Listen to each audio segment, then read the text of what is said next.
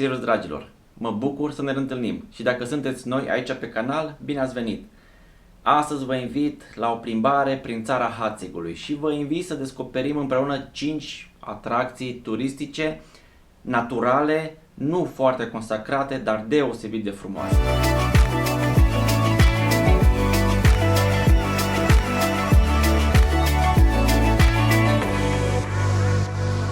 Pentru cei care nu mă cunoașteți, sunt Mihai și îmi place să descoper locuri faine, să le vizitez și să le împărtășesc cu voi.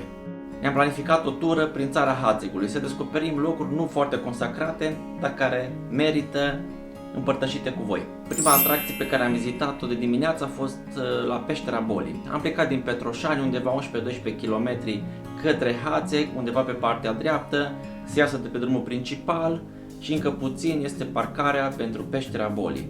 Am plătit de adult 10 lei de intrare și am coborât cumva asemănător cu Peștera Scărișoara.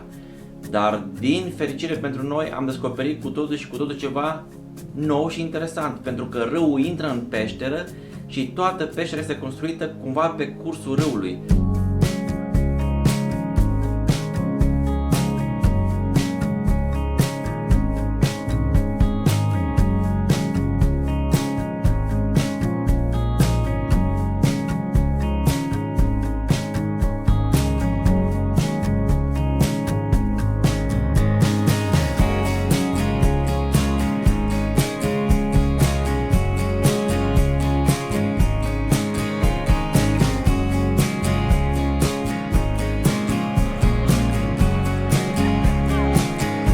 Am vizitat Peștera Bolii.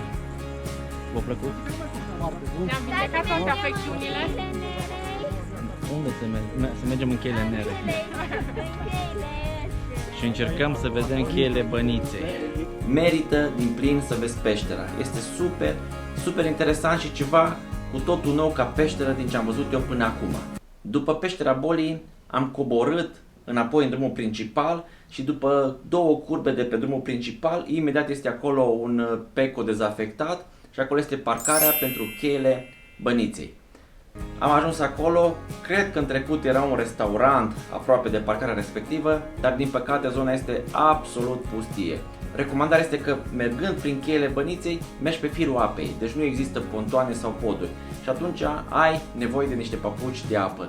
Nu sunt niște chei lungi, undeva 100-200 de metri maxim, dar sunt foarte spectaculoase cum stânca a fost sculptată de apă.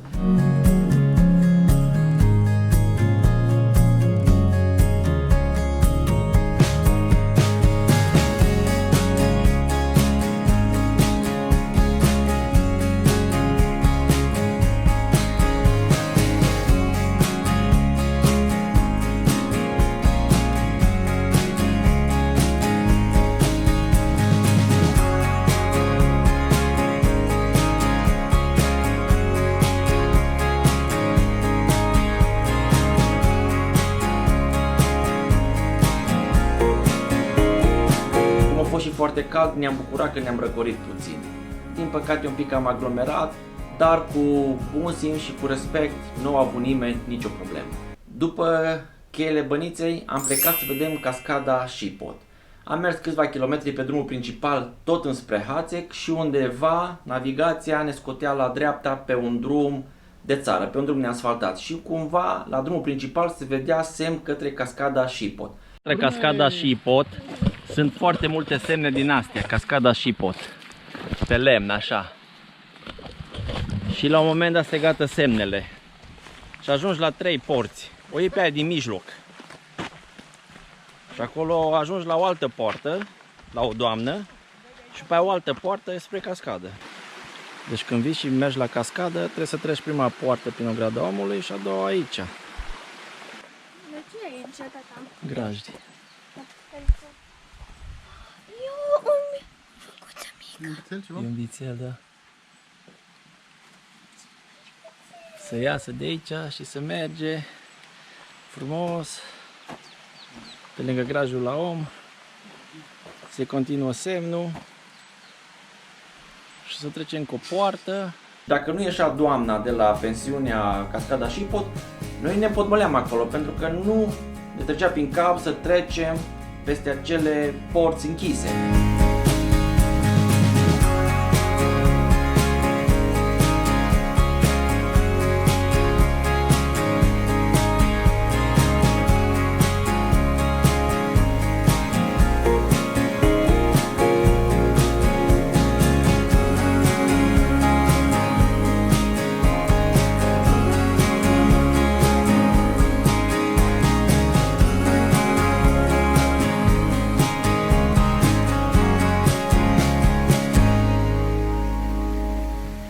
și am plecat de acolo cu gândul să vedem neapărat cascada Curcubeu și cheile Crivadiei recomandate de doamna. Ca să ajungi la cheile Crivadiei, treci un pod cumva peste satul Crivadia și navigația ne spune aici sunt cheile Crivadiei, dar noi eram pe un pod suspendat. Am coborât în vale, am intrat cumva în Crivadia și acolo norocul nostru că am întâlnit o localnică și am întrebat-o cum ajungem să vizităm cheile Crivadiei. Ce domnișoara de acolo, mergeți pe firul apei și o să le vedeți. Nu există absolut niciun indicator și niciun sens pe aceste chei. Am lăsat mașina lângă biserică, nu era alt loc unde să lăsăm mașina în sat. Ne-am descălțat și am mers pe firul apei să vedem cheile Crivadiei. Intrăm în cheile Crivadiei și cascada Curcubeu și acum ne echipăm. Am vizitat cimitirul, tufele de mure, vacile la oameni și acum o luăm pe râu în sus.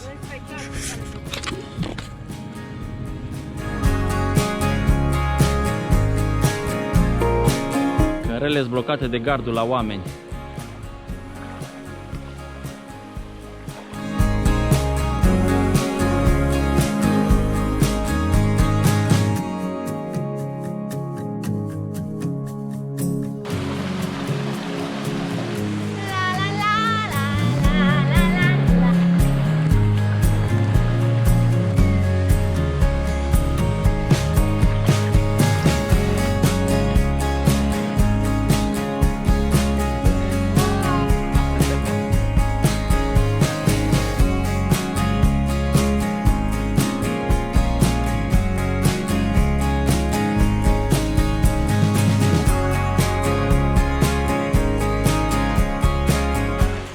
Cea mai faină bucată din chei, aici este Crivadie.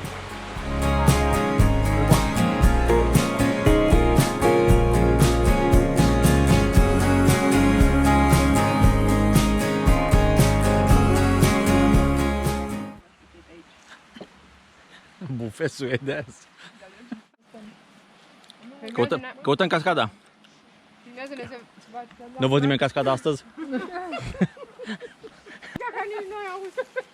Ia uite aici, Mihai. Cascada Curcubeu nu am găsit-o sub nicio formă. Am încercat prin chei, la un moment dat ne-am împotmolit din cauza adâncimii apei, ne-am întors, nu era nicio apă pe acolo, nicio cascadă. Am încercat o altă abordare, cumva prin culme, peste podul la suspendat, nu am reușit să vedem cascada. Ajungând acolo cumva pe pod și ne dădea GPS-ul, vedeți că aici este atracția cheile Crivadiei, este turnul Crivadia. Noi nu am mai urcat cu piciorul până la turn pentru că este o ruină, dar cel puțin am trimis drona să vadă și să vă prezint și vouă ca și atracție din Crivadia. Este o zonă părăsită, nu este deloc exploatată, dar este cumva acolo ca și atracție.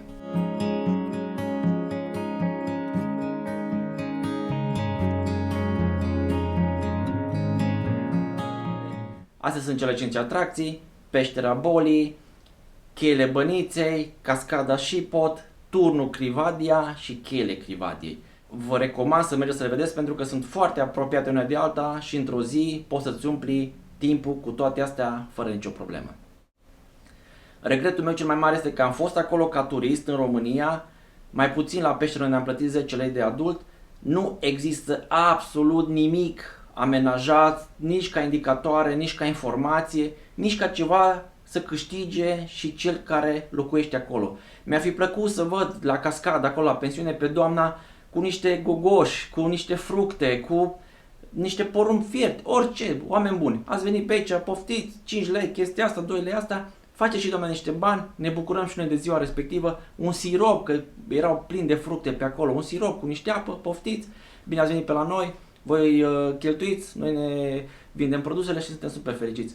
În Crivadia nici nu mai spun că am văzut 3 persoane și nu este nici indicator. Apoi ceva unde să te oprești, să iei o plăcintă sau să iei ceva de acolo. Cu toate că oamenii de acolo sunt convins că ar putea oricând să valorifice anumite lucruri. M-aș bucura pe viitor, oameni buni, că sunteți de la primărie sau de la Consiliul Județean, faceți niște indicatoare, puneți o taxă de intrare acolo, puneți un chioșc, un suc, un sirop, o ceva, ca să se bucure oamenii și localnicii că fac o mânuță de bani și noi că ne-am dus și că totuși am găsit ceva lucruri amenajate. Acum noi ne-am bucurat de sălbăticia peisajului, ne-am bucurat de frumusețea de acolo, dar nu a fost nicio interacțiune între noi și localnici, din păcate. Am plecat cumva cu banii în buzunar înapoi acasă. N-am ajuns cu ei acasă, dar i-am cheltuit în altă parte. Dragii mei, dacă v-a plăcut, dați un like, dați un share cu prietenii voștri, poate vor să vadă și ei atracțiile astea din țara Hațegului și nu uitați să vă abonați că urmează și alte chestii faine de la noi din țară și de peste hotare. Zile minunate și Doamne ajută-vă! Ceau, pa!